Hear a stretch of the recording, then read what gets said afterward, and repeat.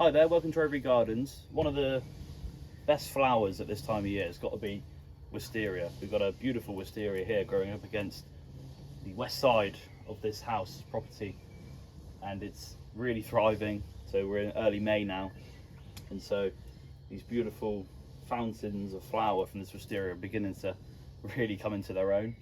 It's swarmed with bees. I can hear them buzzing now, and I'm enveloped in this beautiful sweet fragrance which is coming off all these hundreds of flower buds. Now this particular wisteria is at least 100 years old. It's been growing here for years, and we've been looking after this one now for about 2 years, and we've been doing a lot of pruning and a lot of structural work to it, because over the years these large wooden stems, they begin to get damaged, some begin to die back, and so the shrub begins to lose its vitality a little bit. And so we've been going in there. There's two main times to prune a wisteria. In February, just before the buds begin to come out. That's more structural pruning, as I said, cutting out older crossing branches, the tendrils that grew from last year that you miss.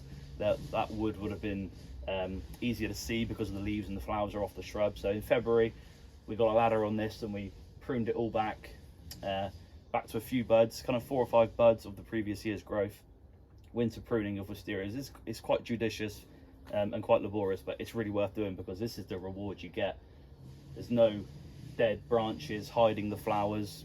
All of the flowers are really open to light and open to air, and they're not competing with, you know, a dense cluster of branches. So it's really at its best.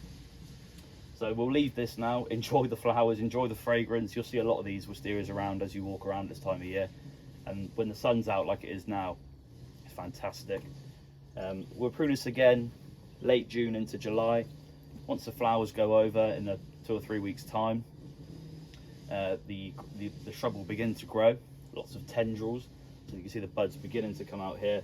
These will throw up long climbing tendrils, and then kind of July time we'll prune these back to 4 or 5 buds to keep the framework tight to the wall, because it can very quickly creep and get out of control. So it's just a case of 2 or 3 times a year maintaining it, just so the structure of the shrub is at its best, and so hopefully this shrub will have a few more years left in it.